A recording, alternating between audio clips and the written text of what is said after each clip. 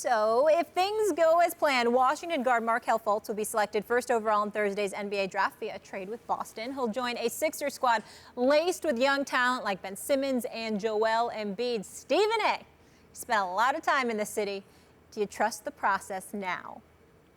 Well, listen, the process now I have no problem with because Brian Colangelo, a legit, real general manager, is at the helm. Obviously, his father, Jerry Colangelo, had a lot to do with him being there.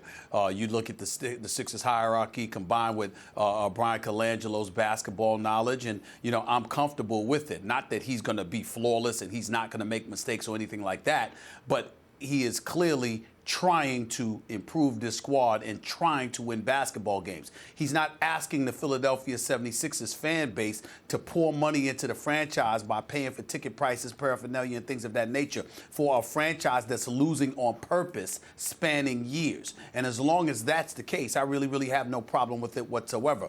Markelle Fultz is 19 years old. He's got a tremendous upside. A lot of folks are high on him, even though I heard a lot of people are high on Josh Jackson. They're just reticent about the company that he keeps.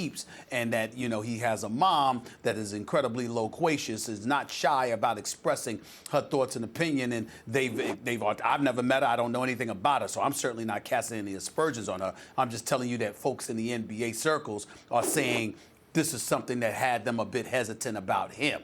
As it pertains to Markelle Fultz, you don't have that concern, and he can ball. And so you take that into account, and you look at the fact that he's going to be off the ball because Ben Simmons is going to be on the ball because Brett Brown is going to have him the reins. They look at him as a 6'10" point guard. You know, they think he has the potential to be very LeBron-like in terms of his cerebral approach to the game, his ability to pass and handle the basketball at that size. And then of course, you look at Joel Embiid and what he can do in the interior. Not only that, he can hit three-point shots as well. Being as big as he is, it's exceptional.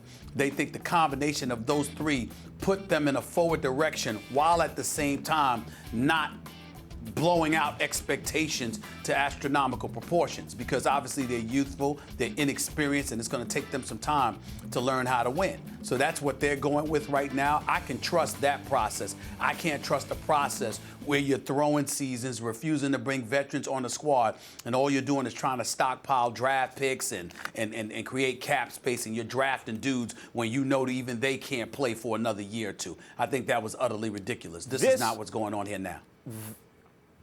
Stephen A., don't hate the player, hate the game. What do you mean?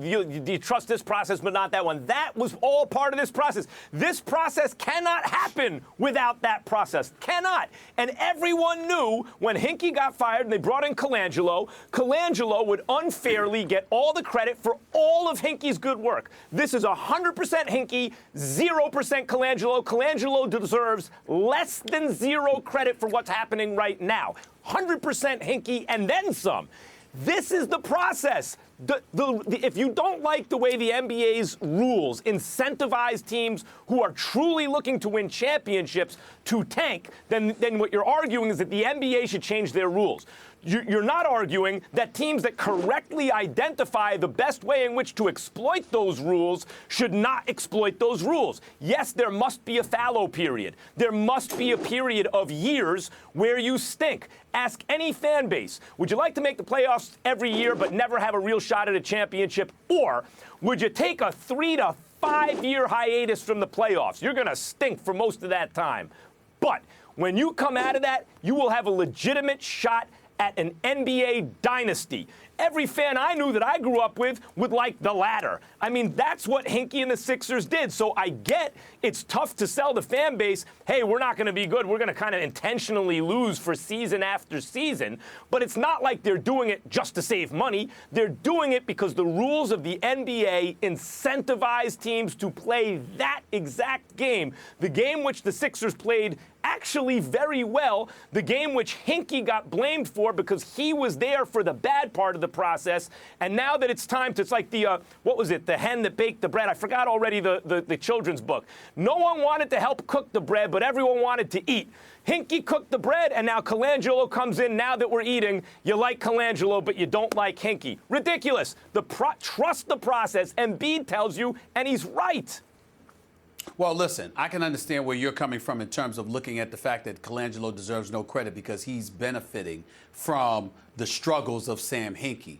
What I think you're missing, Max, is that Hinkie was one of the individuals that went to ownership and convinced them this was the way to go. In other words, salvage, just shove aside seasons upon seasons at a time. And I'm not in any way trying to disrespect Hinkie and act like he didn't know what he was doing or anything like that. I have a problem with the process that he at least played a role in implementing. Here's my belief, and I'll use Phil Jackson or anybody else to make this call. Drafting is only one part. Cap space and all of that stuff comes with it. But also the ability to ingratiate yourself with agents, to ingratiate yourself with the representatives of players, to go about the business of recruiting and working free agency and beyond, and building a stellar organization in which others would aspire to be a part of is also a part of the executive process. And when we have general managers and executives that just sit back and say, you know what, we'll tank seasons and we'll look like straight garbage and we won't bring any veterans on the squad and we won't be in a position to compete.